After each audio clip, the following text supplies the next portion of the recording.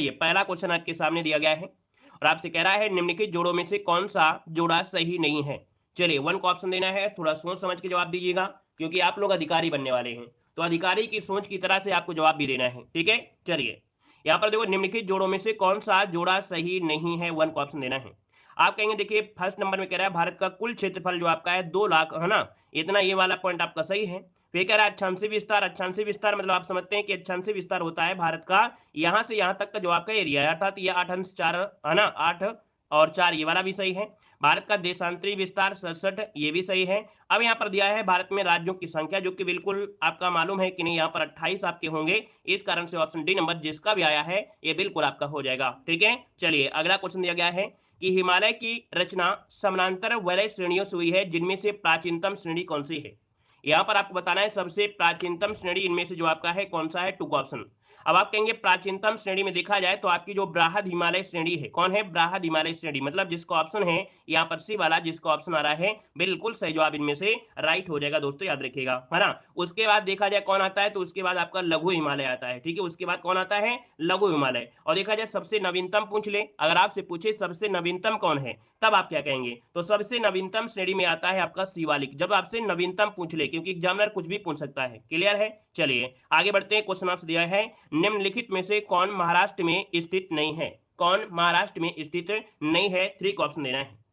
चलिए अब आप कहेंगे 3 की अगर बात करते हैं तो देखिए बालघाट आपके कहाँ है, महाराष्ट्र में है। यहाँ पर देखो आपसे अगला पॉइंट आपसे दिया गया है हरिश्चंद्र श्रेणी दिया गया है, ये आपके कहाँ पर, आपके महाराष्ट्र में है। यहाँ पर सतमाला पहाड़ियाँ कहाँ पर है, आपके महाराष्ट्र में है। अब आपसे कह रहा है मांडव पहाड़ियाँ, अब आप ये बताइए मांडव पहाड़ियाँ है कहाँ पर, ये मांडव पहाड़ियाँ आपके कहाँ पर हैं, बता सकते हैं कितने लोग हैं। मांडव पहाड़ियाँ आपके गुजरात में, बिल्कुल सही है, ये आपके गुजरात में मिलेंगे दोस्तों, याद रखिएगा, क्लियर है। आगे बढ़िए, क्वेश्चन आपसे अगला पूछा गया है सूची फर्स्ट को सूची सेकंड से यहाँ पर सुमेलित करना है। यहाँ पर देखिए सूची फर्स्ट को सूची सेकंड से क्या करना है, आपको सुमेलित करना है। तो चलिए मिला लेते हैं। यहाँ पर देखो माड़ा दर्रा, ये जो माड़ा दर्रा है या इसे माना दर्रा भी कहते हैं, और माना दर्रा मिलेगा आपको उत्तराखंड में। कहाँ मिलेगा, तो आपके उत्तराखंड में। उत्तराखंड कहाँ पर है, ये देखिए यहाँ पर मिलान करते हैं, और ज्यादा से ज्यादा क्वेश्चन आपको मिलान करने वाले मिलेंगे। याद रखिए आपके इस मतलब एग्जाम में ज्यादा से ज्यादा क्वेश्चन आपको मिलान वाले भी देखने को मिलेंगे। यहाँ पर उत्तराखंड हो गया, नाथुला दर्रा आप लोग जानते हैं सिक्किम में है, इसको हमने सिक्किम में कर दिया, ये हो गया 4, ये हो गया आपका 1। जोजिला दर्रा कहाँ पर है, आप कहेंगे लद्दाख में, तो लद्दाख यहाँ पर हो जाएगा 2 हो जाएगा। सिपकिला दर्रा कहाँ पर है, आप कहेंगे हिमाचल प्रदेश में, तो आप कहेंगे यहाँ पर 3 हो गया। मतलब देखा जाए तो यहाँ पर देखेंगे 4 1 2 3 जो ऑप्शन मिल रहा होगा वही आंसर आपका यहाँ पर राइट हो जाएगा। 4 1 2 3 देखिए कोई ऑप्शन है 4 1 2 3 ऑप्शन राइट हो गया है यहाँ पर आपका सी नंबर, क्लियर है। अगला क्वेश्चन बताइएगा सूची फर्स्ट को सूची सेकंड से यहाँ पर सम्मिलित करना है। अब यहाँ पर देखिए कुछ जनजाति आपको दी गई है ना, जैसे गद्दी जनजाति कहाँ मिलेगी, गद्दी जनजाति जो आपकी है वो हिमाचल प्रदेश में, कहाँ पर है, हिमाचल प्रदेश में, यहाँ पर आपका 2 हो जाएगा। टोडा जनजाति ये तमिलनाडु मिलती है, तमिलनाडु की बात करते हैं तो यहाँ पर आपका 4 हो जाएगा। खासी जनजाति पूछे तो आप कहेंगे मेघालय में, कहाँ पर है खासी, क्योंकि भाई गारो खासी जनजाति कहाँ पर है, मेघालय में है, तो ये आपका हो जाएगा मेघालय में, तो यहाँ पर आपका 1 हो जाएगा। नागा जनजाति कहाँ मिलती है, तो नागा जनजाति आपके मणिपुर में मिल जाएगा, तो यहाँ पर आपका 3 हो जाएगा। कुल मिला के देखा जाए कोई ऑप्शन आपको मैच कर रहा होगा, 2 4 1 3 देखिए कोई ऑप्शन है 2 4 1 3, देखिए ऑप्शन आपका हो गया है डी नंबर राइट हो जाएगा, क्लियर है। आगे बढ़ते क्वेश्चन आपसे अगला पूछा गया है कि निम्न में से कौन एक मंदाकिनी नदी के किनारे अवस्थित नहीं है। अब देखो आपसे नहीं बोल दिया गया है ना, और जब नहीं बोल दिया है तो आपको नहीं वाला आंसर देखना है। अब आप कहेंगे मंदाकिनी नदी के किनारे देखा जाए तो आपकी गौरी कुंड है, यहाँ पर रामबाड़ा है, गुप्त काशी है, लेकिन जो आपका गोविंद घाट दिया गया है, कौन, गोविंद घाट, ये गोविंद घाट जो आपका है अलकनंदा और लक्ष्मण गंगा नदी के किनारे अवस्थित, याद रखिएगा, तो इसको ऑप्शन बनेगा यहाँ पर आपका सी नंबर। आगे बढ़ते क्वेश्चन आपसे दिया गया सूची फर्स्ट को सूची सेकंड से यहाँ पर सम्मिलित करना है, और यहाँ पर याद रखिए ज्योग्राफी का काफी योगदान रहता है और पॉलिटी का भी योगदान काफी अच्छा रहता है, काफी अच्छे क्वेश्चन बनते हैं। देखिए यहाँ पर आपसे कह रहा है दुलस्ती, है ना, दुलस्ती जो आपका है ये कहाँ पर है, दुलस्ती बांध जो आपका है किस नदी पर है, चिनाव नदी पर है, तो हमने कहा कि इसको हमने चिनाव पे लगा दिया, यहाँ पर आपका 2 हो गया। गांधी सागर कहाँ होगा, तो गांधी सागर मिलेगा चंबल में, चंबल कहाँ पर है, ये आपका 1 हो जाएगा। उकाई परियोजना कहाँ पर या उकाई बांध कहाँ पर है, आप कहेंगे तापी या ताप्ती, तो आप कहेंगे यहाँ पर तापी लगा दीजिए, यहाँ पर 3 हो जाएगा, है ना। यहाँ पर देखेंगे आपके तवा और तवा हो जाएगा, तवा में है तो तवा हो जाएगा तवा में, तो यहाँ पर 4 हो जाएगा। कुल मिला के आपके पास ऑप्शन देखो आ गए हैं, और आप लोगों ने भी जवाब बहुत ही स्पीड के साथ दिया है। यहाँ पर 2 1 3 4 2 1 3 4 कहाँ पर है, 2 1 3 4 देखिए ऑप्शन राइट हो गया आपका डी नंबर। क्लियर है। चलिए आगे बढ़ते हैं। क्वेश्चन आपसे दिया गया है निम्नलिखित में से कौन सुमेलित नहीं है, कौन सुमेलित नहीं है। यहाँ पर 8 नंबर ऑप्शन को लॉक करना है। तो चलिए यहाँ पर दिया है धान और मतलब फसल दिया गया है और आपकी प्रजाति दी गई है। अब आप कहेंगे सर 8 नंबर की अगर बात करते हैं तो धान ये एक जो गोविंद है, धान की प्रजाति होती है गोविंद, जो कि आपका पहला पॉइंट तो सही है। यहाँ पर दिया गया गेहूं और गेहूं का एक प्रजाति दी गई है शुष्क सम्राट, ये गलत दिया है। याद रखिएगा जो शुष्क सम्राट दे रहे हैं मतलब बहुत ही बेहतर तैयारी है। शुष्क सम्राट एक देखिए दोस्तों याद रखिएगा धान की प्रजाति है, किसकी है ये धान की प्रजाति है, ना कि गेहूं की प्रजाति है। इस कारण से ऑप्शन बी नंबर आपका गलत हो जाएगा। अरहर की प्रजाति होती है पारस और मटर की प्रजाति होती है प्रकाश होती है। ये चीजें आपको इसी प्रकार प्रैक्टिस सेट में ही तैयार हो सकती हैं, है ना। तो ऐसी चीजों को आप लोग स्क्रीनशॉट ले लिया करें, ठीक है। चलिए आगे बढ़ते हैं। क्वेश्चन दिया गया है और ऐसे भी क्वेश्चन आपको देखने को मिलेंगे जहां पर कथन और निष्कर्ष या कारण आपको देखने को मिलेंगे। क्वेश्चन नंबर आपका 9 दिया गया है और आपसे कह रहा है कि प्रायद्वीपी, है ना, कथन ये कह रहा है प्रायद्वीपी भारत की सभी प्रमुख नदियां बंगाल की खाड़ी में गिरती हैं, है ना। कह रहा है प्रायद्वीपीय भारत की सभी प्रमुख नदियां बंगाल की खाड़ी में गिरती हैं, परंतु नर्मदा ताप्ती नदियां अरब सागर में गिरती हैं। मतलब पहला पॉइंट तो आपका बिल्कुल सही दिया गया है। दूसरा दिया है नर्मदा और ताप्ती नदियां विभ्रंश घाटी से होकर बहती हैं। मतलब विभ्रंश मतलब होता है भ्रंश घाटी से, मतलब ये भी आपका पॉइंट सही है। तो मतलब आप कह रहा है कि ए और आर दोनों सही हैं, है ना। ए और आर दोनों सही हैं और आर जो आपका है वो एक ही सही व्याख्या कर रहा है। क्यों? क्योंकि यहां पर व्याख्या दिया गया है कि ये पॉइंट आपको यहां पर दिया है, वही चीज यहां पर व्याख्या कर रहा है। तो मतलब ऑप्शन आपका पहला वाला ही राइट हो जाएगा। आगे बढ़िए। क्वेश्चन आपसे अगला पूछा गया है, कह रहा है निम्नलिखित युग्मों में से कौन सुमेलित नहीं है। यहां पर बताना है कौन सुमेलित नहीं है। क्वेश्चन नंबर आपका 10 आपके सामने यहां पर दिया गया है। तो चलिए 10 नंबर की अगर बात करते हैं तो आप कहेंगे सर श्री समुद्रम प्रपात आपकी कावेरी नदी पर है, पहला पॉइंट आपका सही है। चुलिया प्रपात कहां मिलेगा आपको? चंबल नदी पर, यह भी यहां पर सही है। यहां पर दिया है जोग प्रपात आपकी कृष्णा नदी पर, तो जोग जो प्रपात है आप बताइएगा कृष्णा नदी पर है क्या? जल्दी से बताइए जोग प्रपात किसमें है, आपको बताना है। क्या कृष्णा नदी पे है, शरावती नदी पर है? तो आप कहेंगे सर जी जोग प्रताप है प्रपात है शरावती नदी में, मतलब शरावती नदी आपका हो जाएगा, शरावती नदी हो जाएगा। इस कारण ये तो आपका गलत हो गया। धुआंधार आपके नर्मदा में है, तो ऑप्शन पूछा गया था सुमेलित नहीं है, तो आपका जिसका आंसर आया है यहां पर से बिल्कुल राइट हो जाएगा। क्लियर है। अगला क्वेश्चन आपके सामने है कि भारत की निम्न मिट्टियों में से कौन बेसाल्ट लावा के अपक्षय के कारण निर्मित हुई है। बेसाल्ट चट्टानों के टूटने से ही याद रखिएगा कि मिट्टी का निर्माण होता है, वो होती है काली मिट्टी। क्या? बेसाल्ट चट्टानों के टूटने से ही काली मिट्टी का निर्माण होता है और काली मिट्टी को हम चेरोनिज्म बोलते हैं इंटरनेशनल, और उसी को बोलते हैं रेगुल मिट्टी, है ना। रेगुल मिट्टी या इसे कपासी मिट्टी भी कहते हैं, है ना। और दोस्तों याद रखिएगा ये जैसे दक्कन का पठार हो गया, है ना, महाराष्ट्र हो गया, मध्य प्रदेश, गुजरात, आंध्र प्रदेश, कर्नाटक में भी कुछ एरिया में पाई जाती है। तो ये हो जाती है आपकी काली मिट्टी, हो जाएगा रेगुल मिट्टी। और काली मिट्टी ऐसी होती है कि इसमें जब पानी होता है ना तो आपको पता नहीं चलेगा, और जब ये सूखेगी तो ये फटी हुई बिल्कुल दिखाई देगी, मतलब जैसे जोता गया हो। और जोता गया हो तो इसलिए बोलते हैं स्वतः खुदाई मिट्टी कौन सी है, स्वतः खुदाई मिट्टी, स्वतः जुताई मिट्टी कौन सी है, तो आप कहेंगे रेगुल मिट्टी को ही कहा जाता है। क्लियर है। आगे बढ़िए। क्वेश्चन आपसे दिया गया है सूची फर्स्ट को सूची सेकंड से यहाँ पर सुमेलित करना है। तो चलिए फिर सुमेलित कर लेते हैं। क्वेश्चन नंबर 12 आपके सामने यहाँ पर दिया गया है। अब देखो वन दिया है और वन से तो क्वेश्चन एक बनेगा ही बनेगा। अब आप कहेंगे सर जी उष्णकटिबंधीय वन कहाँ मिलते हैं, तो उष्णकटिबंधीय वन मिलेंगे कहाँ? उष्णकटिबंधीय, अब आप इसको समझिए लोकेशन से। लोकेशन मतलब आपको मैप से समझना पड़ेगा उष्ण कौन सा एरिया है। तो आप कहेंगे इसके नीचे वाला एरिया उष्ण है, क्योंकि यहां पर आपके भारत से जाती है कौन सी, आप कहेंगे कर्क रेखा, तो इसका मतलब नीचे वाला एरिया उष्ण बनेगा। और इस उष्ण में देखेंगे तो आपकी जो साइलेंट वैली है ये आपकी आ जाएगी 4 में। शंख वाले कहाँ मिलेंगे, तो आपको मिलेंगे आप ठंडे प्रदेश में, जैसे आपका हिमाचल प्रदेश है, तो ये शंख हो गया आपका हिमाचल प्रदेश में हो गया। कच्छ तो जानते हैं सुंदरवन, कच्छ की जो आपकी है तो वो सुंदरवन हो जाएगा, तो ये हो गया आपका सुंदरवन हो गया 1 नंबर में। पतझड़ वन कहाँ मिलेंगे, तो भाई ये पतझड़ आपके राजस्थान में हो जाएंगे, तो आप कहेंगे सर इसका हो गया ये, और इस प्रकार से आपका आंसर है यहाँ पर राइट हो जाएगा। क्लियर है। चलिए अगले क्वेश्चन का जवाब देना है। क्वेश्चन आपके सामने है, कह रहा है सूची फर्स्ट को सूची सेकंड से सम्मिलित करना है। हेलो, हाँ क्लास ले रहे हैं।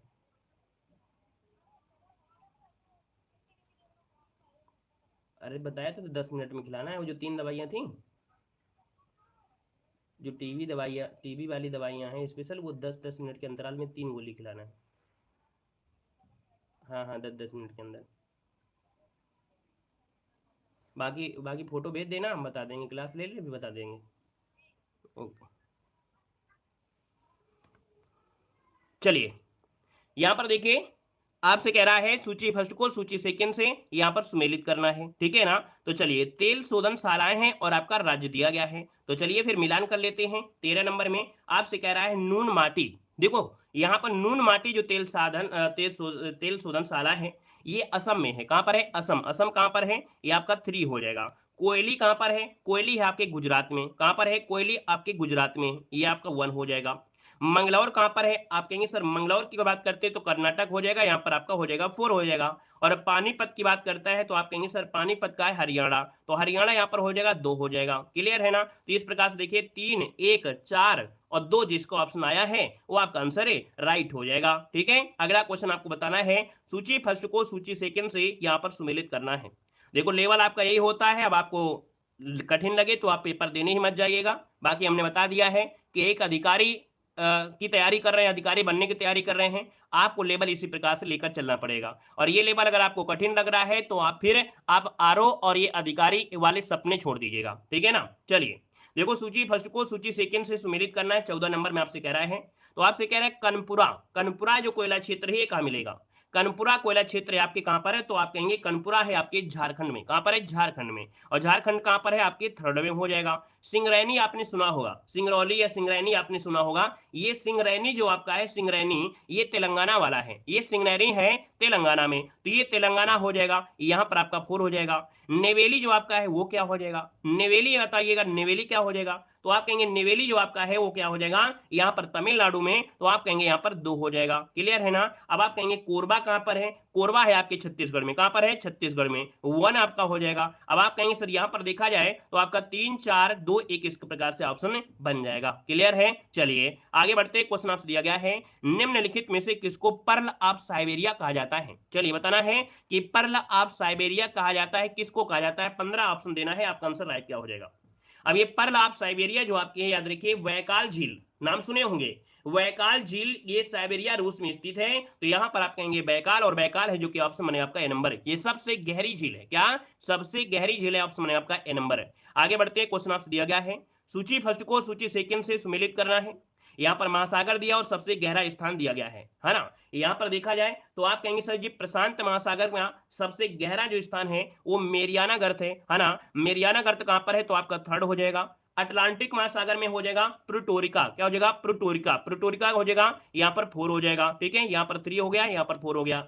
हिंद महासागर में कौन सा है? तो हिंद महासागर में जावा गर्त। क्या है? हिंद महासागर में है जावा गर्त हो जाएगा, यहाँ पर 1 हो जाएगा। और बार आर्कटिक महासागर में है यूरेशियन बेसिन। क्या हो जाएगा? यूरेशियन बेसिन, तो यहाँ पर आपका 2 हो जाएगा। हमने आपको इसकी ट्रिक भी बताया था। ट्रिक बताया था प्रमेय। क्या बताया था? प्रमेय। एक प्रमेय बताया था, प्रमेय एक ट्रिक बताया था। किसकी है? तो पास से हो जाएगा प्रशांत महासागर और में से हो जाएगा मेरियाना हो जाएगा, है ना। यहाँ पर अटलांटिक का ट्रिक बताया था अटपटा। क्या बताया था? अटलांटिक का था अटपटा, तो अटलांटिक और पास से हो जाएगा प्रिटोरिका। हिंद महासागर में बताया था हिजड़ा, और ही से हो जाएगा हिंद महासागर, जा से हो जाएगा जावा। ठीक है ना। और यहाँ पर आर्कटिक महासागर आपका है यूरेसी बेसिन। ऐसे आपको रट लेना है। आगे बढ़ते हैं। क्वेश्चन आपसे दिया गया है सुमेलित करना है। चलिए सुमेलित कर लेते हैं। क्वेश्चन नंबर आपका 17 आपके सामने यहाँ पर दिया गया है। जिब्राल्टर जल संधि आपने बहुत बार सुना है। जिब्राल्टर जल संधि आपने सुना होगा। ये अफ्रीका और यूरोप के मध्य में आपके है। अफ्रीका और यूरोप देखिए, अफ्रीका यूरोप कहां पर है? तो आप कहेंगे 3rd नंबर यहाँ पर आ जाएंगे। 3rd नंबर आपका आ गया। मलक्का जल संधि, मलक्का जल संधि इंडोनेशिया, इंडोनेशिया और आपके मलेशिया, इंडोनेशिया और मलेशिया की अगर बात कर लेते हैं तो यहाँ पर आपका 1 हो जाएगा, यहाँ पर आपका 1 हो जाएगा। बेरिंग जल संधि एशिया और उत्तरी अमेरिका के मध्य है, एशिया और उत्तरी अमेरिका के मध्य है। तो एशिया और उत्तरी अमेरिका की अगर बात कर लेते हैं तो यहाँ पर देखिए इसका आपका हो जाएगा, यहाँ पर 4 हो जाएगा। हार्मुज जल संधि जो आपकी है ये कहाँ मिलेगी? तो आपकी फारस की खाड़ी और ओमान की खाड़ी, फारस की खाड़ी और ओमान की खाड़ी। तो यहाँ पर आप देखेंगे इसका हो जाएगा आपका 2 हो जाएगा। तो कुल मिला के इस प्रकार से बनेगा 3, 1, 4, 2। जिसका भी ऑप्शन आया है बेहतर तैयारी है, गजब की तैयारी है। चलिए आगे बढ़ते। क्वेश्चन दिया गया है निम्नलिखित में से कौन सा एल्बिडो से संबंधित है? दोस्तों एल्बिडो आपसे कह रहा है एल्बिडो, एल्बिडो है क्या? अब देखिएगा कि एल्बिडो की अगर बात कर लेते हैं यहाँ पर 18 नंबर में, तो तो ऑप्शन कहेंगे एल्बिडो मतलब होता है वापसी की शक्ति। क्या होता है? वापसी की शक्ति होती है। मतलब किसी सतह की परावर्तन क्षमता को, क्या, किसी सतह, जैसे मान लीजिए कोई कांच है, क्या है, कांच है। अब इसमें से कोई सूर्य का प्रकाश आ रहा है तो इसमें से क्या होगा, यहाँ पर आएगी और इसके बाद क्या होगा, परावर्तित होगी। तो भैया किसी सतह की परावर्तक क्षमता, जैसे कांच होता है वो ज्यादा आपको परावर्तित करेगा, जैसे लकड़ी होता है वो क्या करेगा, कोई भी चीज को अब्जॉर्ब कर लेगा, अपने अंदर अवशोषित कर लेगा। तो इसी को बोला जाता है एल्बिडो, वापसी की क्षमता को एल्बिडो कहते हैं। क्लियर है? आज दोस्तों आगे बढ़ते हैं। क्वेश्चन आपसे दिया गया है सूची फर्स्ट को सूची सेकंड से यहाँ पर सम्मिलित कर लेना है। तो चलिए, पर्वत दिया है और आपको देश दिया गया है। अब आप कहेंगे सर एटलस पर्वत तो हमने पढ़ा है, एटलस पर्वत आपको मिलेगा कहां पर है? आप कहेंगे एटलस मिलेगा मोरक्को, है ना, मोरक्को। मोरक्को यहां पर देखा जाए तो एटलस आपको मोरक्को, मोरक्को कहां पर है? ये मिलेगा आपका मोरक्को, जो कि अफ्रीका में पड़ता है ना। यहाँ पर हो गया पूर्व। किलिमंजारो पर्वत ये आपके तंजानिया में है और ये भी अफ्रीका में है, ये तंजानिया हो जाएगा आपका 3 हो जाएगा।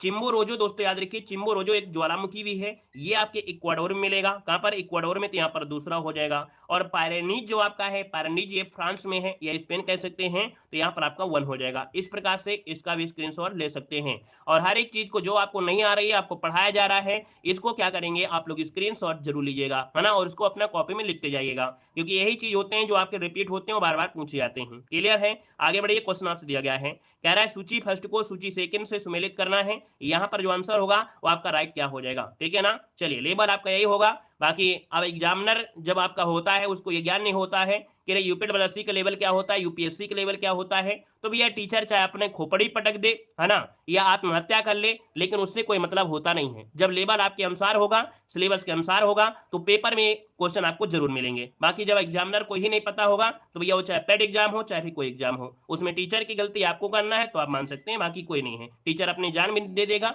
तब भी कोई मतलब नहीं है, ठीक है। चलिए देखो, सूची फर्स्ट को सूची सेकंड से सम्मिलित कर लेना है। नृ जातीय समूह दिया गया है और आपका देश दिया गया है। मतलब ये जो आपका यहूदी है, यहूदी मिलेंगे इजराइल में, यहूदी जो होंगे इजराइल में, इजराइल कहां पर है आपका 4 हो जाएगा। टेडा आपके दिया है, टेडा ये लीबिया में मिलता है, लीबिया कहां पर है? तो टेडा है लीबिया, लीबिया है आपका तीसरे में है। बेजा जो आपका है, बेजा ये मिस्र में है, कहां पर है? आपके मिस्र में है, यहां पर आपका 1 हो जाएगा। लुर जो आपका है ये कहां पर है? आपके ईरान में है, कहां पर है? ईरान में है, तो यहां पर 2 हो जाएगा। क्या हो जाएगा? 2 हो जाएगा। अब आपको ये क्वेश्चन कठिन लगा तो आपका फर्ज क्या बनता है, आप ये यहूदी आप डालिए, है ना, नेट में डालिए, किताब में देखिए, जैसे भी देखें तो उस चीज को आप देखिए कि यहूदी से रिलेटेड अगर दिया गया है तो इसको मतलब और भी क्वेश्चन बन सकता है। टेडा क्या है आपने पहली बार देखा है तो इसको नेट में सर्च करिए, उसको पढ़िए, इस प्रकार से आपकी बेहतर तैयारी हो सकती है। क्लियर है? अगला क्वेश्चन आपके सामने दिया गया है, कह रहा है उत्कीर्णित प्रमाणों के अनुसार पशुपालन का प्रारंभ जो हुआ है वो कब से माना जाता है? पशुपालन का जो प्रारंभ माना जाता है ये कब से माना जाता है, यहां पर बताना है। चलिए देखिए, यहाँ पर 21 नंबर की अगर बात कर लेते हैं तो ऑप्शन में से राइट क्या हो जाएगा 21 नंबर में। चलिए 21 नंबर का ऑप्शन बनेगा डी नंबर। ये दोस्तों मध्य पाषाण काल में, क्या, मध्य पाषाण काल में दोस्तों पशुपालन के साक्ष्य प्राप्त होने यहाँ पर लगे थे। और देखा जाए तो आदमगढ़ ये होशंगाबाद में मिलता है और बागोर जो कि आपके राजस्थान में मिलते हैं, इसकी अवशेष जानकारी मिली है। ऑप्शन डी हो जाएगा। नेक्स्ट क्वेश्चन आपका दिया है, सूची फर्स्ट को सूची सेकंड से यहाँ पर सम्मिलित करना है। देखो ये दिए गए हड़प्पा स्थल और ये दिए गए हैं नदी। अब आपको ये बताना है कि भैया हड़प्पा स्थल जो हड़प्पा है ये किस नदी किनारे? आप कहेंगे रावी नदी किनारे। आपका रावी नदी कहां पर है? तो आप कहेंगे ये हो जाएगा आपका 3rd नंबर। आप कहेंगे सर कालीबंगा, और कालीबंगा घग्गर में, कालीबंगा घग्गर में यहाँ पर दूसरा हो जाएगा। लोथल की बात कर लेते हैं तो आप कहेंगे भोगवा नदी, लोथल कहां पर है? आपके भोगवा नदी यहाँ पर 1 हो जाएगा। और रोपड़ की अगर बात कर लेते हैं तो आप कहेंगे सतलज, रोपड़ कहेंगे तो आप कहेंगे सतलज। तो देखिए इस प्रकार से यहाँ पर आपका मैच हो जाएगा 3, 2, 1, 4। देखिए काफी लोगों के प्रयास अच्छे हैं और बड़ी खुशी होती है कि आप लोग ऐसे क्वेश्चनों को बहुत ही आसानी तरीके से जवाब दे रहे हैं। आगे बढ़िए, क्वेश्चन आपका दिया गया है, उत्तर वैदिक काल में निम्नलिखित में से किनको आर्य संस्कृत का धुर समझा जाता था? एक क्वेश्चन आपसे पूछा है 23 नंबर में, आपसे कह रहा है उत्तर वैदिक काल में निम्नलिखित में से किनको आर्य संस्कृति का धुर समझा जाता था? तो आर्य संस्कृति का धुर जो आपका था दोस्तों 23 नंबर में, वो आप समझेगा सी, ये होता है आपका कुरु और पांचाल। क्या हो जाएगा? कुरु और पांचाल यहाँ पर आंसर है, राइट हो जाएगा। मतलब इस समय के प्रमुख नगर आपके बस गए थे और ये नगर उत्तर वैदिक सभ्यता के मुख्य केंद्र आपके, या कह सकते धुर, है ना, जिसको मुख्य केंद्र शब्द बोला जाता है उसी को धुर कहते हैं, ये समझे जाते थे। आगे बढ़िए, क्वेश्चन आपसे दिया गया है कि महात्मा बुद्ध ने अपना पहला धर्मचक्र प्रवर्तन किस स्थान पर दिया था? इजी क्वेश्चन है और देख सकते हैं 24 नंबर का ऑप्शन सभी के आ जाएंगे। यहाँ पर कहेंगे 24 का ऑप्शन बनेगा कि गौतम बुद्ध ने अपने ज्ञान प्राप्त करने के पश्चात अपना जो प्रचार प्रारंभ किया था उर्वेला से, है ना, सबसे निकट आपका देखा जाए उर्वेला अर्थात ऋषिपत्तन, वर्तमान में इसे सारनाथ कहते हैं। याद रखिए इसका ऑप्शन बनेगा आपका बी नंबर है। हो सकता है उर्वेला आ जाए, हो सकता है यहाँ पर सारनाथ भी आ सकता है, ठीक है ना, ऋषिपत्तन भी आ जा सकता है, क्योंकि इसी के कई नाम आपके हैं। क्लियर है? आगे बढ़िए, क्वेश्चन दिया गया है कि निम्नलिखित में से कौन एक सही सुमेलित है, कौन एक सही सुमेलित है। तो चलिए यहाँ पर देख लेते हैं कौन सही सुमेलित है। तो आप देखेंगे कि यहाँ पर हड़प्पा सभ्यता दिया है, चित्रधीर मृदभांड, ये एमपी में मिले थे, तो ये तो आपका यहाँ पर है होगा नहीं। यहाँ पर दिया कुषाण, और कुषाण वाला जो ऑप्शन लग रहा है वो बिल्कुल सही लग रहा है, क्योंकि कुषाण काल में गांधार कला बहुत ही प्रसिद्ध थी। कुषाण काल में जो गांधार कला थी वो सबसे ज्यादा प्रसिद्ध थी। तो ये दोस्तों देखा जाए तो गांधार कला में गांधार शैली, मथुरा शैली, है ना, ये चीजें आपको देखने को मिलते हैं। और का आंसर बी हो गया। नेक्स्ट क्वेश्चन आइएगा, क्वेश्चन नंबर आपका 26 है। निम्नलिखित में से कौन सुमेलित नहीं है, कौन सुमेलित नहीं है, 26 को ऑप्शन देना है। अब आप कहेंगे सर 26 नंबर की अगर बात कर लेते हैं तो यहाँ पर देखिए कुमार गुप्त प्रथम, ये मंदसौर अभिलेख में इनकी जानकारी मिलती है। पातिक जो आपका है तक्षशिला अभिलेख में जानकारी है। प्रभावती गुप्ता, क्या है, प्रभावती गुप्ता, यहाँ पर दिया है उदयगिरी या गुहा अभिलेख। याद रखिएगा प्रभावती गुप्ता के बारे में जो जानकारी मिलती है वो कहां से मिलती है, ये यहां से इनके अभिलेख इनके प्राप्त नहीं हुए, यहां से इनके प्राप्त नहीं हुए हैं। समुद्रगुप्त आपका एरन अभिलेख है। तो तीन चीजें तो आपको पता था, बस यहीं पर देखना था, तो ऑप्शन सी इसका राइट हो जाएगा। आगे बढ़िए, क्वेश्चन दिया गया है, कह रहा है सुमेलित कीजिएगा। पाणिनि शब्द आपने सुना होगा, है ना, यहाँ पर व्याकरणचार्य जो आपके थे पाणिनि थे, व्याकरणचार्य जो थे वो आपके पाणिनि थे। कुमला के हम लोग यहाँ पर मिलान किया जाए तो आप कहेंगे अष्टाध्यायी, पाणिनि हो जाएगा 3। वात्स्यायन की अगर बात करते हैं तो कामसूत्र है ना, यहाँ पर आपका 1 हो जाएगा। और चाणक्य की बात करते हैं तो अर्थशास्त्र इन्होंने लिखा था, यहाँ पर 4 हो जाएगा। और कल्हड़ ने लिखा था राजतरंगड़ी, क्या लिखा था, राजतरंगड़ी, तो यहाँ पर आपका 2 हो जाएगा। तो दोस्तों यहाँ पर देखिए पहला ही ऑप्शन आपका मिल रहा है और बिल्कुल सही जवाब आ रहा है। क्लियर है? आगे बढ़ते, क्वेश्चन दिया गया है कि निम्नलिखित सुल्तानों में से किसने गढ़मुक्तेश्वर की मस्जिद की दीवारों पर अपने शिलालेख में स्वयं को खलीफा का सहायक कहा था। दोस्तों यहाँ पे देख सकते हैं स्वयं को खलीफा किसने कहा, स्वयं को खलीफा, वो भी कहां पर, गढ़मुक्तेश्वर के मस्जिद की दीवारों पर लिखवाया था स्वयं को खलीफा, यहाँ पर खलीफा का सहायक कहा था। ये है दोस्तों आपका बलबन। कौन था, बलबन, ऑप्शन बनेगा आपका ए नंबर। आगे बढ़िए, क्वेश्चन दिया गया है कि अमीर एक को ही एक नया विभाग किस सुल्तान द्वारा शुरू किया गया था। अमीर एक को ही नया विभाग किस सुल्तान द्वारा शुरू किया गया था, जवाब देना है। और देखिए आप सभी के जवाब आ रहे हैं। चलिए, अमीर एक को ही देखा जाए तो भैया अमीर एक को ही एक नया विभाग आपका था जो कि कृषि की उन्नति के लिए, किसके लिए, कृषि की उन्नति के लिए, कृषि को बढ़ावा देने के लिए अमीर एक को ही बनवाया था। और ये बनवाया था मोहम्मद बिन तुगलक, है ना, उनकी यहाँ पर आंसर हो जाएगा मोहम्मद बिन तुगलक, ऑप्शन बनेगा यहाँ पर सी नंबर है आपका राइट हो जाएगा। दोस्तों याद रखिएगा। आगे बढ़िए, क्वेश्चन आपसे अगला पूछा गया है कि वैदिक ग्रंथों के भाष्यकार सायण को आश्रय प्राप्त है। अर्थात वैदिक ग्रंथों में जो आपका भाष्यकार हैं सायण, इनको आश्रय प्राप्त था। किनका आश्रय प्राप्त था, यहाँ पर देखेंगे तो आप कहेंगे 30 नंबर का ऑप्शन सी हो जाएगा। ये जो विजयनगर राजाओं का आश्रय, अर्थात इन पर जो सपोर्ट था वो विजयनगर राजाओं का आश्रय प्राप्त था। आगे बढ़िए, क्वेश्चन दिया गया है भारत में चिश्ती सूफी मत को स्थापित किया। मतलब भारत में जो चिश्ती संप्रदाय है, अर्थात चिश्ती जो आपके हैं, ये इनमें स्थापित करने का जो श्रेय जाता है वो किसको जाता है, तो ये श्रेय जाता है आपके ऑप्शन बी ख्वाजा मुइनुद्दीन को। किसे जाता है, ख्वाजा मुइनुद्दीन चिश्ती, चूंकि ऑप्शन बनेगा यहाँ पर बी, जिसका ऑप्शन आ रहा है बिल्कुल सही जवाब इनमें से राइट हो जाएगा। यहाँ पर दोस्तों आगे बढ़ते हैं। यहाँ पर अगला क्वेश्चन आपका दिया है कि अकबर के शासनकाल में पुनर्गठित केंद्रीय प्रशासन तंत्र के अंतर्गत सैनिक विभाग का प्रमुख कौन होता था। मतलब ये अकबर के शासनकाल में जो भैया सैनिक विभाग था उसका प्रमुख कौन होता था, 32 नंबर आपसे पूछा गया है। तो दोस्तों यहाँ पर देखा जाए 32 नंबर में तो ऑप्शन बी हो जाएगा मीर बख्शी। क्या नाम लिखेंगे, मीर बख्शी, जिसका ऑप्शन आया है बिल्कुल सही हो जाएगा, मीर बख्शी आपका आंसर है राइट हो जाएगा। और यहाँ पर दोस्तों आगे, अच्छा मीर बख्शी तो था लेकिन भैया इसे प्रधान सेनापति नहीं कहा जा सकता है ना, इसे प्रधान सेनापति नहीं कहा जा सकता है। इसका कार्य क्या था, इसका कार्य था सैनिकों के वेतन और सैनिक संगठन से संबंधित इसका कार्य था। यह सूची रखता था मनसबदारी की। आगे बढ़िए, क्वेश्चन दिया गया है और आपसे कह रहा है निम्नलिखित मुस्लिम शासकों का सही कालक्रम जो पूछा गया है इनमें से क्या हो जाएगा। अब देखो जाए, इनमें से देखा जाए 33 नंबर में कौन सा कालक्रम सही हो सकता है। आप कहेंगे अहमद शाह अब्दाली, नहीं, यहाँ पर देखो जहांगीर लगाइए 3rd नंबर में, और 1 नंबर अगर आपको आ गया तो आंसर तुरंत लगा देंगे, क्योंकि भैया मालूम है अहमद शाह अब्दाली, मोहम्मद शाह, बहादुर शाह सेकंड और यहाँ पर जहांगीर, और जहांगीर आया है तो आप कहेंगे सर अब इसके अनुसार ऑप्शन सा सी हो गया, है ना। देखो जहांगीर, फिर इसके बाद मोहम्मद शाह, इसके बाद मोहम्मद शाह अब्दाली, फिर बहादुर शाह सेकंड, ये आपका हो जाएगा, है ना। तो फायदा भी होता है, देखो याद रखिए पेपर में जो आप लोगों का पेपर होता है इसमें फायदा ये होता है कि अगर थोड़ा भी आपको आता है ना, मिलान करने में, तो आप चारों ऑप्शन कहीं ना कहीं मैच कर लेंगे। अगर 2 आ रहे हैं तो चारों ऑप्शन सही हो जाएंगे। यहाँ पर अगला क्वेश्चन आपसे दिया गया है, सूची फर्स्ट को सूची सेकंड से सुमेलित करना है। अब आपसे कह रहा है कि 1857 की क्रांति में देखा जाए तो भैया कहां से कौन रिलेटेड था। तो चलिए यहाँ पर झांसी रानी लक्ष्मीबाई जो आपकी थी, है ना, यहाँ पर रानी लक्ष्मीबाई जो आपकी है, रानी लक्ष्मीबाई, यहाँ से मिलान कर लेते हैं। ये आपकी आ जाएंगी 4 में। लखनऊ में कौन थी, लखनऊ में बेगम हजरत महल थी, बेगम हजरत महल यहाँ पर थर्ड हो जाएगा।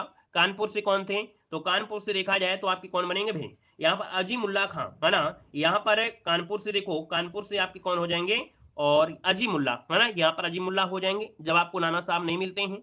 फिर इसके फैजाबाद में है, आपके फैजाबाद में कौन है, मौलवी अहमदुल्ला, क्या हो जाएगा, मौलवी अहमदुल्ला हो जाएगा, मौलवी अहमदुल्ला, ये फैजाबाद में थे, ठीक है। तो यहाँ पर इसका आपका 1 हो जाएगा। तो कुल मिला के इस प्रकार से आपका बनेगा, ठीक है। यहाँ पर आपका हो गया कौन सा, यहाँ पर गया दूसरा और यहाँ पर हो गया फर्स्ट। चलिए आगे बढ़िए, क्वेश्चन आपसे दिया गया है और आपसे कह रहा है सूची फर्स्ट को सूची सेकंड से यहाँ पर सम्मिलित करना है। अब यहाँ पर विद्रोह दिया गया है, मोपला विद्रोह जो कि मालाबार या केरल के तट में हुआ था, ये भी एक प्रकार का किसान विद्रोह ही था। कहां पर है, तो आप कहेंगे केरल आपका हो गया, 1 नंबर हो गया।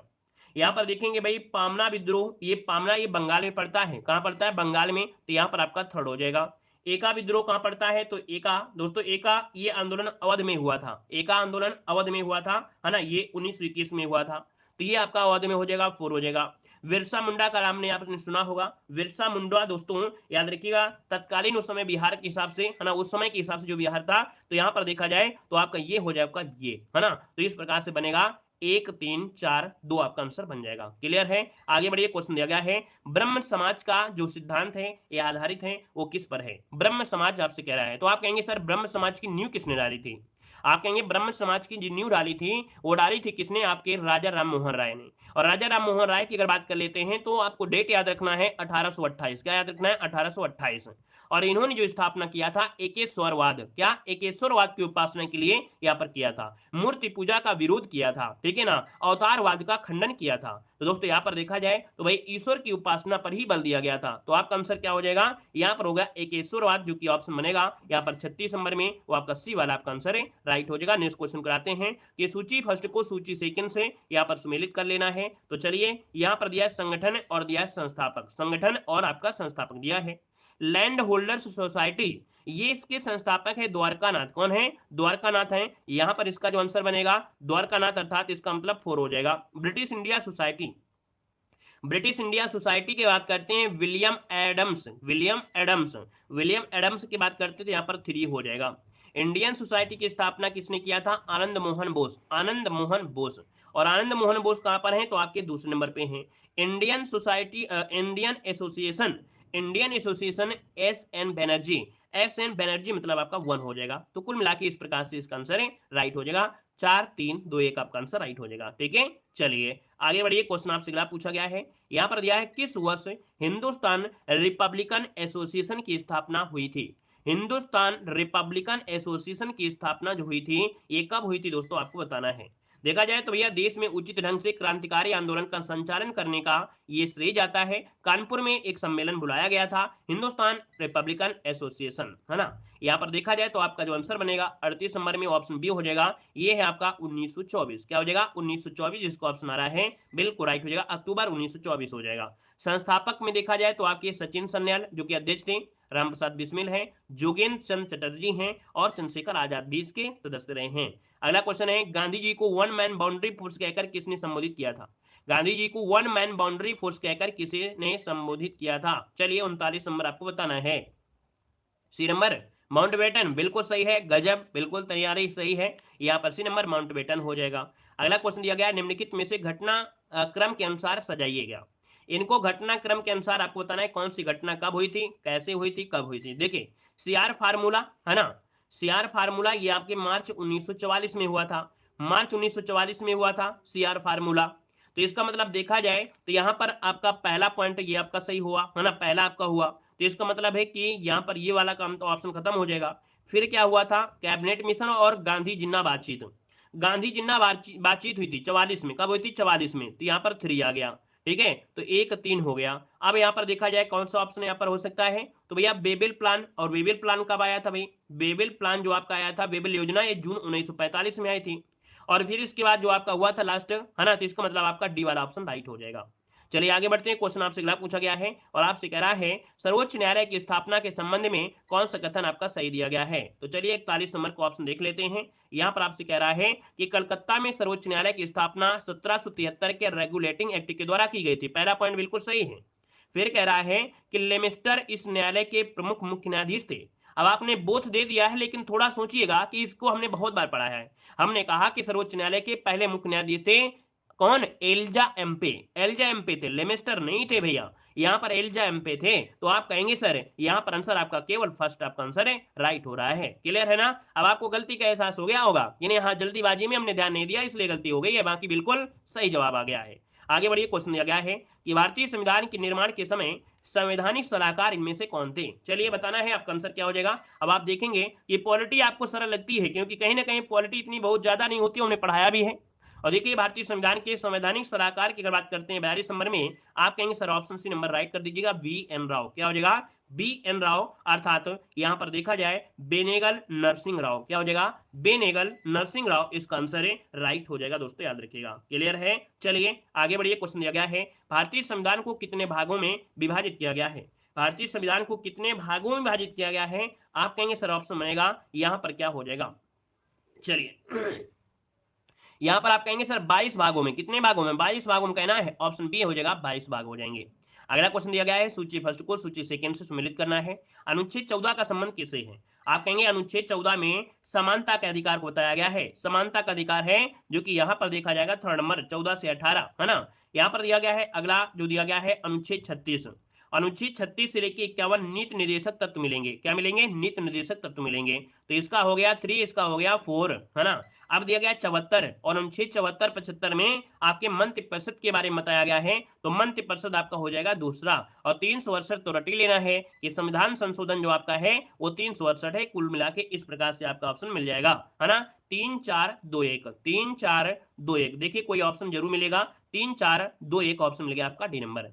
अगले क्वेश्चन को आते हैं। क्वेश्चन दिया गया है कि भारत के संविधान के किस भाग में हम नागरिकता से संबंधित प्रावधानों को पाते हैं।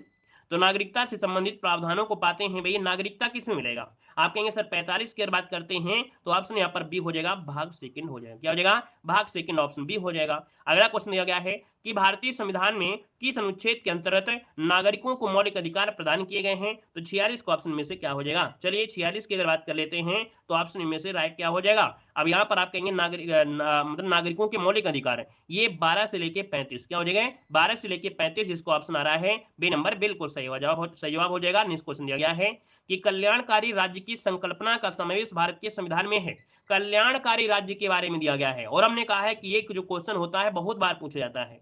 कल्याणकारी राज्य जो है वो आपको मिलेगा राज्य के नीति निर्देशक तत्वों में मिलेगा। किसमें, नीति निर्देशक तत्वों में मिलेगा कल्याणकारी राज्य की संकल्पना। आगे बढ़िए। क्वेश्चन दिया गया है कि मंत्रिपरिषद के विरुद्ध अविश्वास प्रस्ताव लाने के लिए लोकसभा के सदस्यों की संख्या कितनी होनी चाहिए।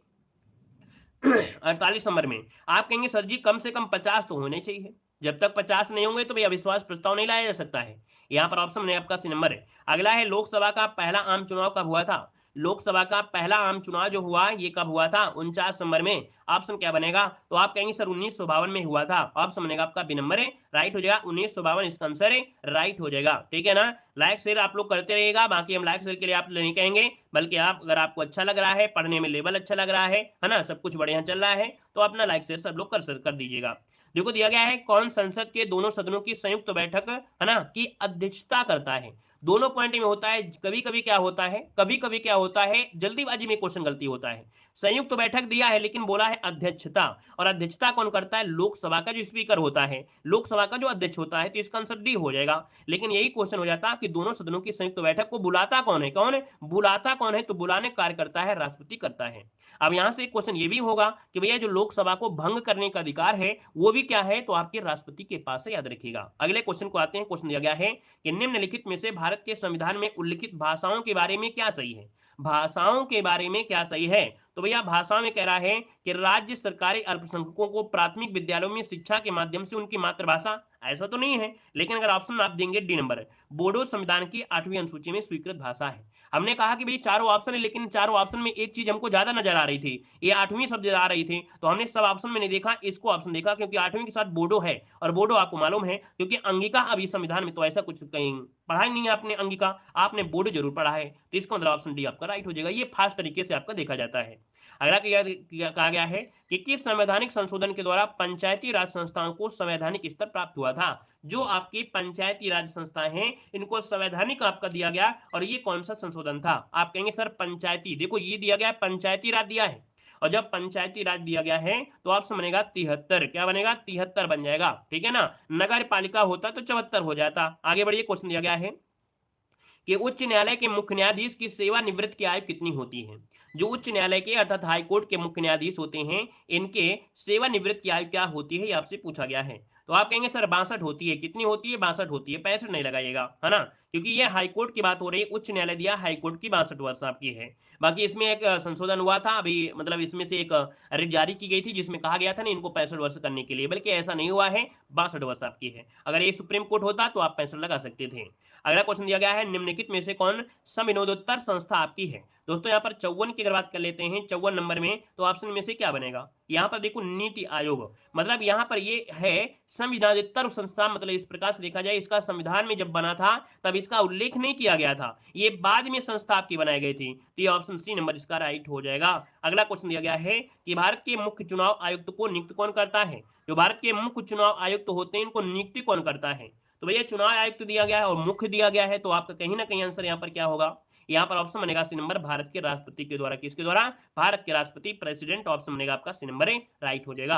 अगला क्वेश्चन दिया गया है, सूची फर्स्ट को सूची सेकंड से यहाँ पर सुमेलित करना है। मात्रा दिया गया और इकाई दिया गया है। सामान्य विज्ञान, मतलब जो आपकी विज्ञान भी है ना, साइंस, वो भी बहुत अच्छी खासी आती है, और बहुत ही आसान तरीके से। देखो उच्च वेग है ना, जो उच्च वेग है, अगर यहाँ पर इकाई देखा जाए, उच्च वेग की जो इकाई है वो आपकी क्या हो सकती है? यहाँ पर 56 को ऑप्शन देना है, यहाँ पर जवाब दीजिएगा उच्च वेग की क्या हो जाएगी। चलिए बताइए। चलिए भाई, यहाँ पर देखिएगा उच्च वेग की अगर बात कर लेते हैं तो आपका बनेगा क्या? आप कहेंगे मैक संख्या होती है क्या? क्यों भैया? यहाँ पर उच्च वेग मैक संख्या बिल्कुल सही है, ये आपका मैक संख्या हो जाएगी, है ना। यहाँ पर देखा जाए भैया, मतलब ये बिल्कुल क्रम सही है। यहाँ पर देखा जाए क्रम सही है, 1 2 3 4 वाला बिल्कुल सही है। तरंगदैर्घ्य एंगस्ट्रॉम, दाब पास्कल, ऊर्जा आपकी जूल, मतलब क्रम बिल्कुल आपका सही है। क्लियर है? आगे बढ़िए, क्वेश्चन आपसे दिया गया है, कह रहा है आपसे, अगला क्वेश्चन आपके सामने है कि दृश्य प्रकाश का तरंग दैर्ध्य या दृश्य प्रकाश का दैर्घ्यमान प्रसार कितना होता है। दोस्तों यहाँ पर देखा जाए तो दृश्य प्रकाश का दैर्घ्यमान प्रकाश होता है 390 से लेके 780 nm के बीच यहाँ पर होता है। 57 का जो ऑप्शन बनेगा वो राइट हो जाएगा। क्या? यहाँ पर डी नंबर है राइट हो जाएगा। दोस्तों याद रखिएगा, है ना। और विद्युत चुम्बकीय विकिरण की ये स्पष्ट रूप से देख सकती हैं विद्युत चुम्बकीय तरीके से। अगला है, मनुष्य की आंख में किसी वस्तु का जो प्रतिबिंब बनता है वो कहाँ पर बनता है? 58 का ऑप्शन देना है। आपका जवाब इनमें से क्या हो जाएगा? तो दोस्तों आप कहेंगे रेटिना, और रेटिना को बोलते हैं दृष्टि पटल। क्या बोलते हैं? रेटिना को बोलते हैं दृष्टि पटल। ऑप्शन बनेगा यहाँ पर डी नंबर है। अगला क्वेश्चन आपसे दिया गया है, सूची फर्स्ट को सूची सेकंड से यहाँ पर सुमेलित करना है। तो चलिए फिर सुमेलित कर लेते हैं। 59 का जो ऑप्शन बनेगा यहाँ पर इनमें से राइट क्या हो सकता है? अब आप कहेंगे सर चांदी जो है, चांदी इसकी ऊष्मा तथा विद्युत की सर्वोत्तम चालक होती है ना। तो ऊष्मा और विद्युत का सर्वोत्तम चालक हो गया चांदी, है ना। क्या हो जाएगा? चांदी। तो इसका मतलब आपका यहाँ पर 1 हो जाएगा, ये वाला पॉइंट आपका 1 में, इसका मतलब 4 हो गया, ठीक है ना। सबसे अधिक मात्रा में पाए जाने वाली धातु कौन सी है? अब आप बताइएगा कि भू प्रॉपर्टी में सबसे अधिक मात्रा में पाई जाने वाली धातु है एल्युमिनियम। क्या है? एल्युमिनियम। तो इसका क्या हो जाएगा? थर्ड हो जाएगा। सबसे अधिक लचीली और पीट कर बढ़ाए जाने वाली जो आपकी धातु होती है, मतलब बहुत मुलायम होती है बहुत, तो ये कौन होती है? तो आपकी सोना होती है। कौन होती है? सोना हो जाता है। तो इसका हो जाएगा सोना। यहाँ पर सोना आपका 1 हो जाएगा। और बचा है ऊष्मा का न्यूनतम संचालन, ये आपके हो जाएगा सीसा। तो यहाँ पर हो जाएगा 2। तो कुल मिला के इस प्रकार से आपका आंसर है राइट हो जाएगा। और आगे बढ़ते हैं, क्वेश्चन दिया गया है कि निम्नलिखित कथनों पर विचार कीजिएगा। ठीक है, क्वेश्चन नंबर आपका जो 60 में है, तो 60 में ऑप्शन क्या क्या यहाँ पर हो सकता है, तो चलिए देख लेते हैं। 60 नंबर में आपसे कह रहा है कि टेफ्लॉन तथा डेक्रान ये बहुलक हैं। टेफ्लॉन और डेक्रान ये बहुलक हैं, आपने पढ़ा होगा, आपने पढ़ा है। जैसे आइसोप्रीन होता है, ये प्राकृतिक रबड़ का होता है, आइसोप्रीन इसका बहुलक होता है। रबड़ जो कि वृक्ष से, है ना, लैक्टिस के रूप में प्राप्त होते हैं। तो देखेंगे, आप कहेंगे सर ये पहला पॉइंट सही है। नियोप्रीन संश्लेषित ये रबड़ होती है, ये भी सही है। फिर दिया गया है कि पॉलीथिलीन का ये बहुलक होता है, ये भी सही है। फिर दिया गया प्राकृतिक रबर क्लोरोप्रीन होता है, ये गलत दिया गया है। ये निप्रोलिन होता है, इसका ऑप्शन ये मतलब पूरा नंबर गलत हो जाएगा, इसका मतलब ऑप्शन ए नंबर हो जाएगा। 1 2 3 आपका आंसर है, राइट हो जाएगा। आगे बढ़िएगा कि निम्नलिखित में से कौन मानव शरीर की सबसे छोटी हड्डी है? मानव शरीर की सबसे छोटी हड्डी कौन होती है? बिल्कुल इजी क्वेश्चन है, लाजवाब बताइएगा। आप कहेंगे ये होती स्टेपीज, बिल्कुल छोटी हड्डी होती स्टेपीज होती है। सबसे लंबी हड्डी कौन होती है ये बताइएगा आप लोग जल्दी से। सबसे लंबी हड्डी कौन होती है? आप कहेंगे यहाँ पर क्या हो जाएगा, सब फीमर हड्डी जो आपकी जांग में पाई जाती है, ठीक है। और अगला क्वेश्चन दिया है सूची फर्स्ट को सूची सेकंड से यहाँ पर सुमेलित करना है। अब थोड़ा सा क्या है, ये नाम थोड़े से क्या है, अजीब तरीके से हैं। बाकी आपने कहीं ना कहीं इनका नाम आपने जरूर पढ़ा होगा। यहाँ पर देखो दिया गया है, आपसे कह रहा है उरोसित, क्या दिया है, उरोइस। उरोस्थ को बोलते हैं हम लोग ब्रेस्ट बोन, क्या बोलते हैं, ब्रेस्ट बोन कहते हैं। और ये स्ट्रम में होती है, स्ट्रम की बात करते हैं तो इसका आपका 4 हो जाएगा। यहाँ पर जत्रुक दिया गया है, अर्थात इसे कैलर बोन कहते हैं। ये क्लेविक होता है, यहाँ पर क्लेविक हो जाएगा, यहाँ पर 1 हो जाएगा, ठीक है ना। यहाँ पर दिया है जानुफलक, जानुफलक जो कि इसे बोलते हैं नी कैप, क्या बोलते हैं, नी कैप बोलते हैं, पैटेला हड्डी में पाई जाती है, यहाँ पर दूसरा हो जाएगा। और स्कंद फलक है ना, शोल्डर जो आपकी होती है वो स्कैपुला, क्या होती है, शोल्डर में स्कैपुला होती है, यहाँ पर आपका 3 होगा। इस प्रकार का बनेगा, ठीक है ना। नहीं आता है तो आप पेपर में क्वेश्चन छोड़ सकते हैं, समझ रहे हैं। मतलब अगर क्वेश्चन नहीं आता है तो आप क्वेश्चन को छोड़ सकते हैं। हमने कहा भी है कि आपको अहंकार नहीं रखना है कि पेपर में हम आएंगे पूरे के पूरे क्वेश्चन आपको कराएंगे। हमने आपको ये भी बताया है कि देखिए कभी कभी पेपर बहुत कठिन होता है तो उसमें आपकी मेरिट कम जाती है, वो उसमें अच्छे नंबर तभी आपके आएंगे जब आप गलती नहीं करेंगे, है ना। भाई बहुत लोग होते हैं जो पढ़ते नहीं है, वो कहते हैं हम तो पूरे में पूरे कराए हैं, लेकिन जो पढ़े लिखे होते हैं वो कहते हैं हमने तो 20 ही क्वेश्चन किया और वही पास हो जाता है। तो इसलिए क्या करना है, जितना आता है उतना ही आपको करना है। यहाँ पर देखो अगला क्वेश्चन दिया गया है, मानव शरीर में यकृत वसा के पाचन में महत्वपूर्ण भूमिका निभाता है। ये 63 नंबर आपसे कह रहा है ना, कह रहा है कि मानव शरीर में यकृत जो होता है वसा के पाचन में महत्वपूर्ण भूमिका निभाता है। आप कहेंगे कि ये बिल्कुल बात सही है कि जब हम तेली वाली चीज खाते हैं, ऑयली चीजें खाते हैं तो आपको समस्या आने लगती है। इसका मतलब पहला पॉइंट तो सही है, यकृत 2 महत्वपूर्ण वसा पाचक एंजाइम उत्पन्न करता है, ये बात बिल्कुल गलत हो जाएगी। 63 नंबर में ये बात बिल्कुल गलत है, क्यों, क्योंकि यकृत से पित्त रस की थैली में पित्त रस पहुंचता है जो कि वसा युक्त भोजन को पाचन में महत्वपूर्ण भूमिका निभाता है। तो जो यकृत होता है वसा पाचक एंजाइम नहीं उत्पन्न करता है। तो इस प्रकार से याद रखिए, वसा पाचक एंजाइम नहीं करता है, ये क्या करता है, सिर्फ और सिर्फ पित्त रस का यहाँ पर क्या करता है, निकालता है। तो इस कारण से ये तो सही है, लेकिन आर आपका गलत है, तो देखिए ऑप्शन सी आपका हो जाएगा, ठीक है। आगे बढ़िए, क्वेश्चन दिया गया है कि रुधिर वर्णिका के संबंध में निम्नलिखित कथनों पर विचार करना है। किसके बारे में, रुधिर वर्णिका के बारे में आपको विचार करना है 64 नंबर में। तो चलिए 64 नंबर में आपसे क्या कह रहा है, तो चलिए यहाँ पर देख लेते हैं। आपसे कह रहा है, क्या कह रहा है भैया कि इसमें लौह होता है, बिल्कुल सही है, लोहा होता है आपके रक्त में, ये सही है। यह रक्त को लाल रंग प्रदान करता है, ये भी बिल्कुल सही है। फिर कह रहे हैं कुछ रोगों के प्रति प्रतिरक्षा, तो भैया रक्त जो होता है ये रोग से लड़ने की क्षमता नहीं रखता है, बल्कि रक्त में पाए जाने वाली जो WBC होती हैं वो होती है। तो इसका मतलब थर्ड आपका गलत है। या रक्त में ऑक्सीजन का वाहक होते हैं, बिल्कुल सही है। तो 1 2 4 जिसका ऑप्शन है आपका सी नंबर है, यहाँ पर राइट हो जाएगा। अगला क्वेश्चन यहाँ पर दिया गया है, कह रहा है निम्नलिखित में से कौन अधिकतम कुशलता पूर्वक सौर ऊर्जा को रासायनिक ऊर्जा में परावर्तित कर देता है। क्या, कि यह अधिक कुशलता पूर्वक सौर ऊर्जा को रासायनिक ऊर्जा में परावर्तित कर देता है 65 नंबर में। और 65 की अगर बात कर लेते हैं, आप कहेंगे सर ये होता है क्लोरेला। क्या होता है, क्लोरेला। आपने नाम सुना है इससे पहले, शायद आपने नाम नहीं सुना है। क्लोरेला ये क्लोरोफाइटा से संबंधित आपका है, हरित शैवाल है। क्या है, ये हरित शैवाल आपका है दोस्तों, याद रखिएगा। एक प्रजाति जो आपकी है जो सौर ऊर्जा को रासायनिक ऊर्जा में बदलने की क्लोरेला की क्षमता लगभग 8% सर्वाधिक होती है। यहाँ पर आंसर बनेगा ए नंबर। अगला क्वेश्चन दिया गया है, कह रहा है निम्नलिखित बीमारियों में से कौन सी टैटू बनवाने के द्वारा एक व्यक्ति से दूसरे व्यक्ति में संचारित हो सकती है। मतलब लोग टैटू बनवा लेते हैं ना, कहीं अपने हाथ में, कहीं अपने दिल में, कहीं कहीं बनवा लेते हैं। तो जो टैटू बनवाते हैं उससे क्या होता है, एक व्यक्ति से दूसरे व्यक्ति में क्या होता है, ये संभावना हो जाती है कि ये बीमारी आपकी हो सकती है, संचारित हो सकती है। अब आप बताइए 66 का ऑप्शन क्या हो सकता है।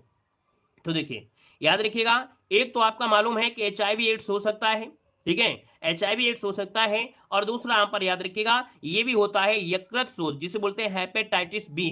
Hepatitis B. इसका मतलब है कि जो 66 का ऑप्शन बनेगा वो आपका बी बनेगा। केवल 2 और 3 इसका जो आंसर है वो आपका राइट हो जाएगा दोस्तों, याद रखिएगा। चिकनगुनिया कोई मतलब नहीं होता है, ठीक है। चलिए आगे बढ़िए, क्वेश्चन दिया गया है माँ और शिशु के बीच गले लगना, चुम्बन निम्न हार्मोन्स में से किसके मोचन से प्रेरित होता है।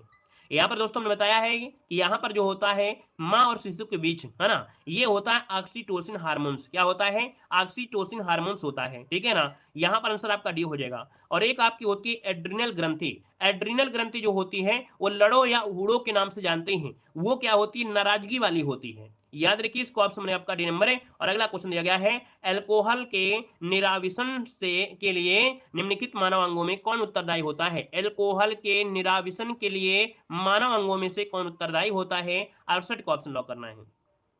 यहाँ पर होता है यकृत। क्या होता है? यकृत होता है दोस्तों। ऑप्शन बनेगा आपका ए नंबर। और अगला क्वेश्चन दिया गया है, कह रहा है आपसे क्वेश्चन यहाँ पर आपका 69 नंबर में कि निम्नलिखित में से कौन सा युग्म सही सुमेलित नहीं है। सही सुमेलित नहीं है दोस्तों। विटामिन B6 जो होता है धान की चोकर अर्थात राइस ब्रेन, सही है। विटामिन B2 आपको मिलेगा कॉड लिवर, मछली के तेल से मिलेगा। विटामिन ई दिया है, कह रहे गेहूं, है ना, अंकुर तेल, गेहूं अंकुर तेल दिया गया है। तो गड़बड़ है भाई, गड़बड़ क्या है? पहला तो आपका सही दिया है B6 जो होता है धान की चोकर अर्थात राइस ब्रेन, ये तो आपका सही है। याद दिया है विटामिन B2 कॉड लीवर, ये नहीं होगा, यही नहीं होगा। क्योंकि विटामिन B2 जो आपका होता है, विटामिन B2 कहीं ना कहीं देखा जाए यकृत और हाँ कॉड लेवर, जो कॉड तेल होता है मछली के यकृत से उत्पन्न होता है। किचले मछली के यकृत से। ये आपका यहाँ पर आपका गलत दिया गया है, ठीक है। यहाँ पर विटामिन ई गेहूं अंकुर वाला है, विटामिन के आपका है अल्फा। ये ऑप्शन आपका बी वाला आपका गलत हो जाएगा। अगला क्वेश्चन दिया गया है कि निम्न में से कौन सा सही है। कौन सा सही है? 70 नंबर आपसे पूछा गया है कौन सा सही है। तो चलिए फिर देखते हैं पहला पॉइंट। जैव मंडलीय पारिस्थितिकी तंत्र में ऊर्जा का प्रवाह एक दिशा में होता है। देखो आपसे कह रहा है कि जयमंडलीय परिस्थितिकी में ऊर्जा का प्रवाह एक दिशी होता है, और यही आपका पॉइंट भी सही है। यही पॉइंट भी आपका सही है दोस्तों, याद रखिएगा। चक्री नहीं होता है, ये एक दिशी आपका होता है, याद रखिएगा। पहला पॉइंट आपका यहाँ पर सही है, ठीक है ना। तो आज की इस क्लास में हमने 70 क्वेश्चन यहाँ पर आपके रखे हैं। वैसे आपके क्वेश्चन तो मालूम है 120 होते हैं, लंबी क्लास हो जाती है, ठीक है ना। फिर वो 1.5 घंटा या 2 घंटा की होती है, लेकिन क्लास में 1.5-2 घंटा काफी हो जाता है। तो दो दो पार्टों में कर सकते हैं, कोई दिक्कत इसमें से नहीं है। बाकी देखा जाए तो यहाँ पर आपके जो से आपके ज्योग्राफी वगैरह हैं, है ना, इस प्रकार के क्वेश्चन आपके मॉन्ट्रियल प्रोटोकॉल इस प्रकार से देखने को आपको मिलेंगे। यहाँ पर यूपीजी के वगैरह आपके हैं, जो कि काफी क्वेश्चन आपके हैं। तो हम लोग 2 पार्टों में एक प्रैक्टिस सेट को अब आपको रेगुलर क्लास मिलेंगी, ठीक है। धन्यवाद सभी को, जय हिंद, वंदे मातरम।